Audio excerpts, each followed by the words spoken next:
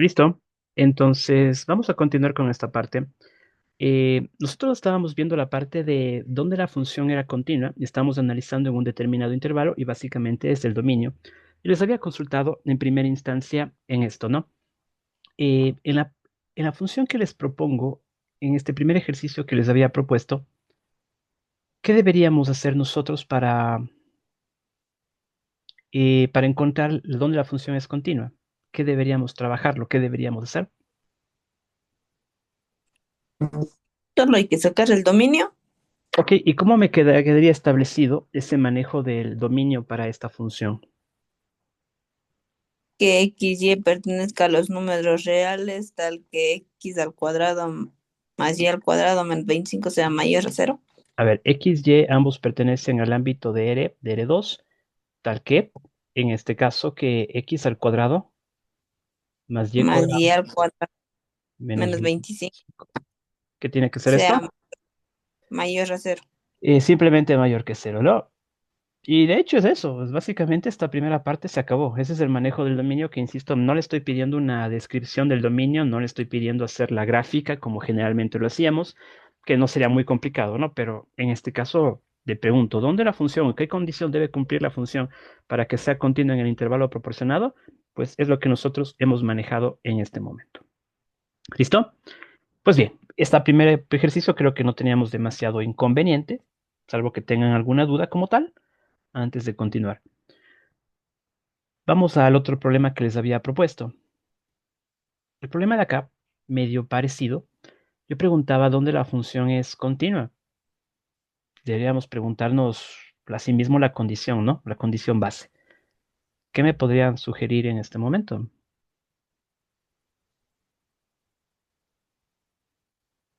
¿Qué deberíamos fijarnos? En el denominador mismo que sea diferente de cero, Ok, en principio tendríamos que trabajar con el denominador y si lo escribimos acá, diríamos que el denominador, que en este caso es el número de Euler, xy menos uno, tiene que ser algo diferente que cero. Ok, bien. Pero queremos depurar un poco más la relación, porque en este caso necesito, digamos, buscar una relación entre X con Y, que no estaría mal dejarlo de esta manera, pero sí me interesaría buscar algo un poco más preciso. De esta manera, yo podría decir que EXY tiene que ser diferente al valor de uno, ¿verdad?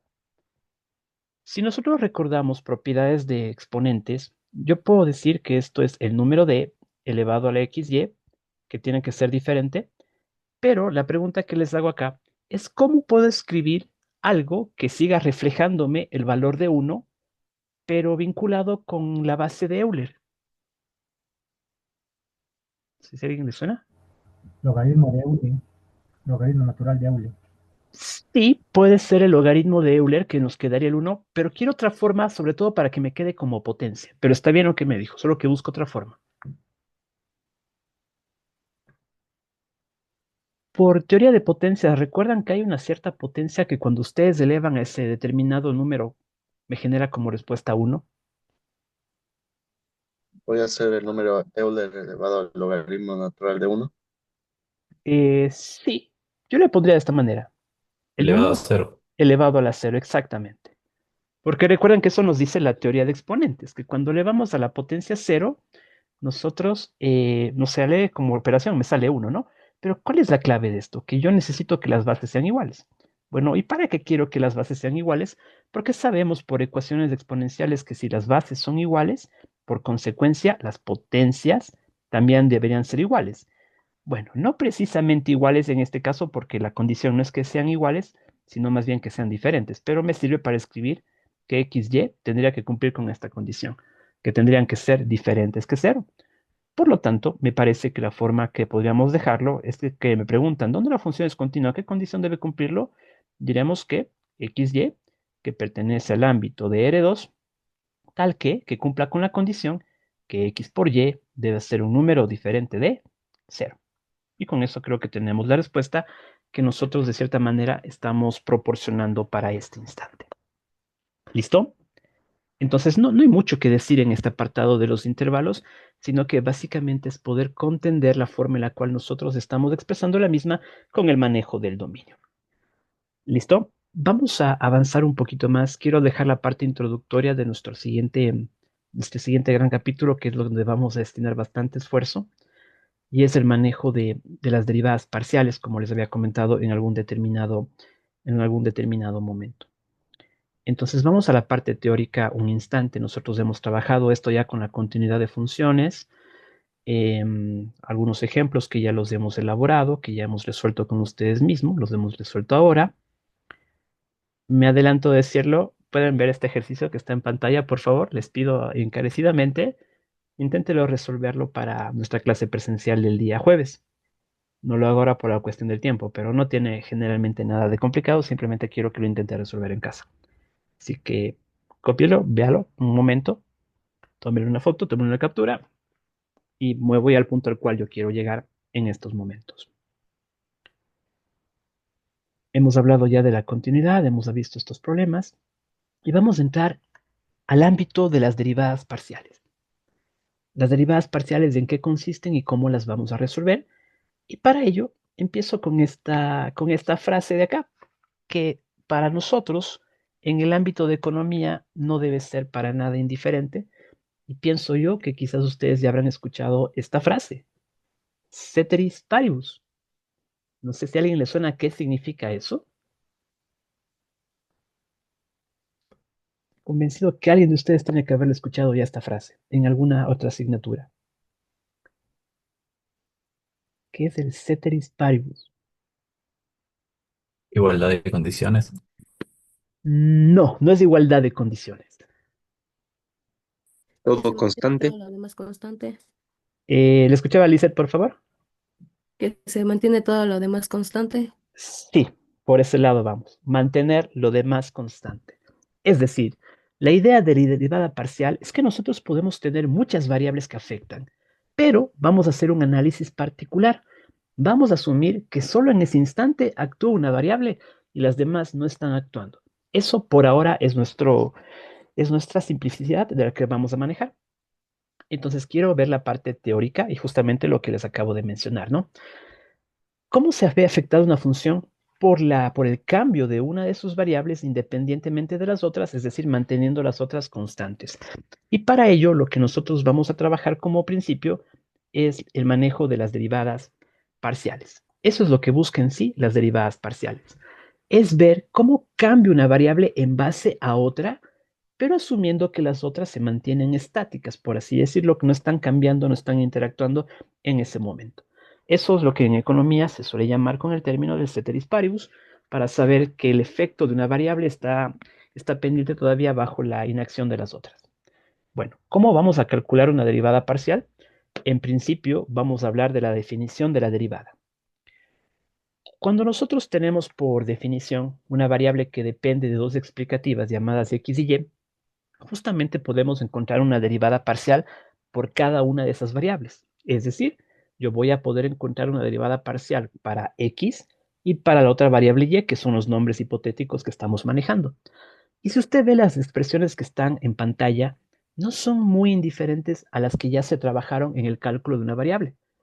Ejemplo, si yo quiero derivar parcialmente con respecto a x, lo que yo necesito para la definición de la derivada es encontrar el límite cuando un hipotético incremento de h tiende a cero, a la función que le vamos a tener al valor de x, le vamos a cambiar, le vamos a agregar un componente h, a y no lo voy a tocar, a esto le voy a restar la función original, se divide para h y se calcula el límite y ya tenemos la derivada parcial. Algo medio parecido para el caso de y.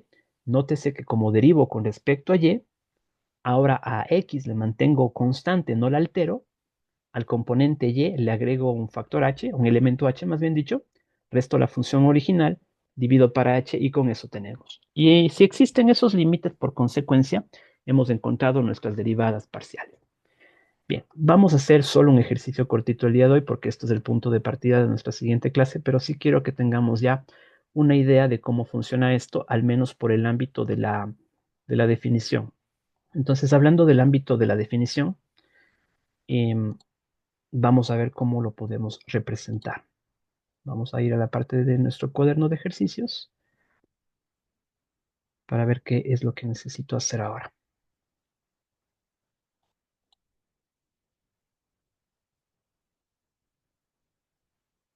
Bien, y nuestro ejercicio del día de hoy va a ser el de acá. Yo quiero que encontremos las derivadas parciales por definición de la función que podemos ver en pantalla. Y quiero recordar cuál era la escritura de la definición de la derivada. Yo voy a encontrar la derivada parcial de mi función, que depende de x y de y, pero parcial implica que la voy a derivar con respecto a una variable. Por ejemplo, la voy a derivar con respecto a x. Por lo tanto, es la derivada parcial con respecto a x. La definición me indica que nosotros deberíamos buscar el límite cuando h tiende a 0. Y ahora lo que hacemos acá, a la función, a la x, porque es la que estoy derivando en este momento, a la x le voy a agregar algo llamado h, en tanto la y no la toco, menos la función original, que depende de x y de y se divide para el componente h, y es lo que nosotros vamos a aplicar. Esto es lo que se llama la derivada por definición. Esta es mi formulita, si lo quieren ver, para el manejo de esta primera derivada. Bueno, y esto en la práctica, ¿qué significa? Que si yo quiero encontrar la derivada de la función que depende de x y y, pero la quiero encontrar simplemente con respecto a la variable x, ¿cómo la deberíamos generar? Esta se corresponde con el límite cuando h tiende a 0, y esto es lo que quiero que hagamos. Entendamos este componente. Como estoy derivando con respecto a x, significa que vamos a copiar la función, pero en este caso, a todas las x que aparezcan, le voy a agregar más h. Es decir, podemos darnos cuenta que aquí me dice x al cuadrado. ¿Cómo podríamos escribirlo? Como x más h, lo cierro, lo elevo al cuadrado.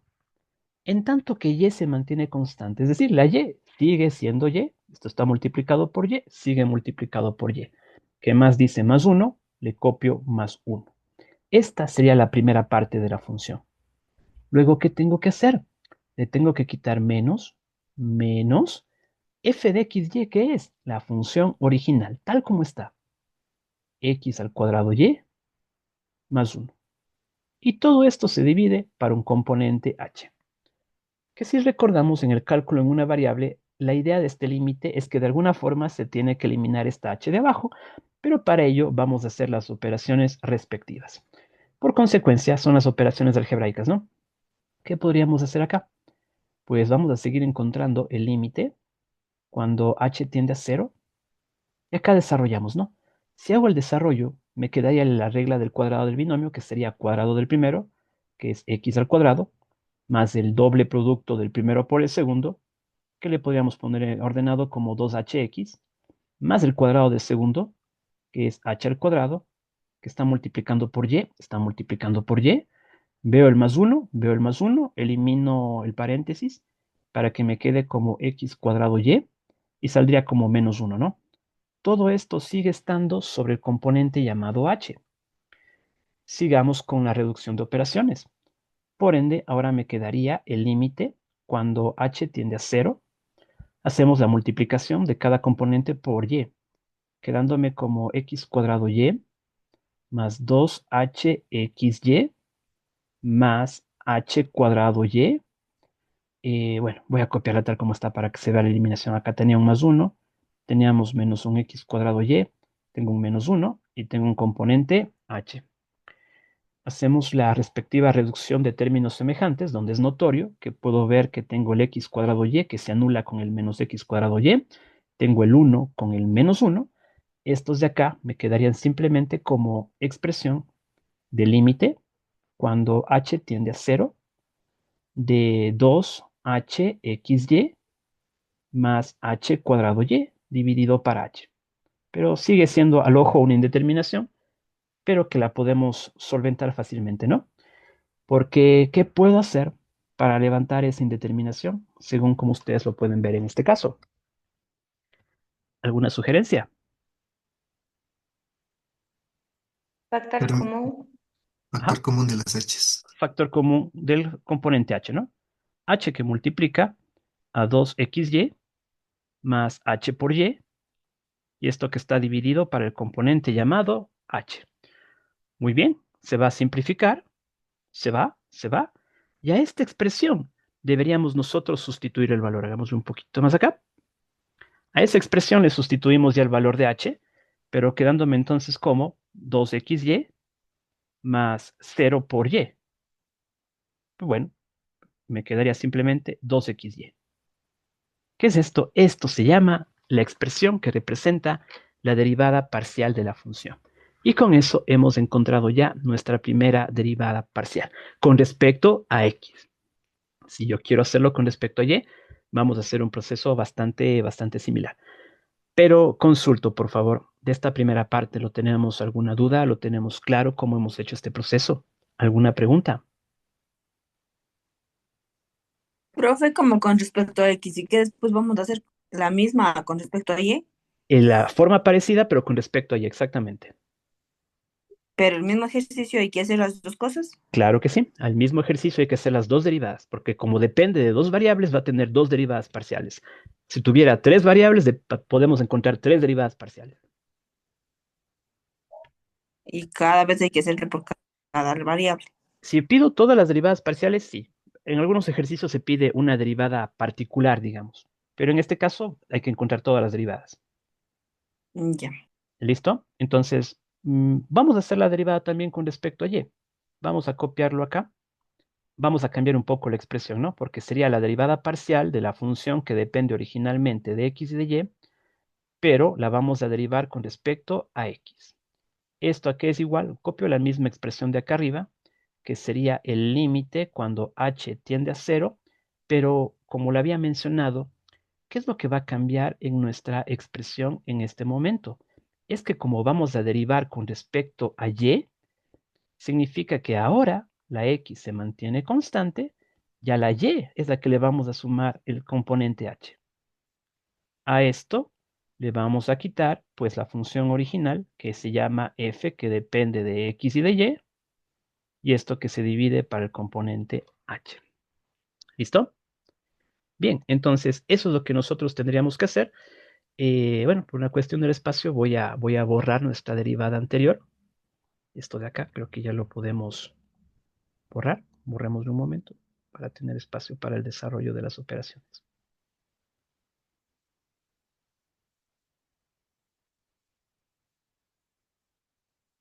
Listo. Y vamos a ver cómo nos quedaría planteado en este caso el ejercicio. Esto ya está hecho, esto ya lo hicimos, esto ya no lo tomo en consideración. Esto ya fue lo que hicimos. Bien, les decía entonces que como yo quiero derivar ahora parcialmente con respecto a y, ¿cómo debería ser el planteamiento de mi ejercicio? Es que nosotros deberíamos encontrar el límite nuevamente cuando h tiende a 0. ¿Qué sucede con la expresión? Ahora, copiamos la parte de la función original x cuadrado y, pero ¿cuál es la diferencia? Que a la x no le toco y es ahora a la y a que le agrego el componente h, porque estoy derivando parcialmente con respecto a, perdón, aquí estoy cometiendo un error de escritura, estoy derivando con respecto a y. ¿Listo? Entonces acá le restaríamos la función nuevamente original, entre paréntesis puede ser, como x cuadrado y más 1, cerramos esto de acá, y todo esto tenemos que dividirlo para el término h. No sé si en el planteamiento, por favor, tienen alguna pregunta.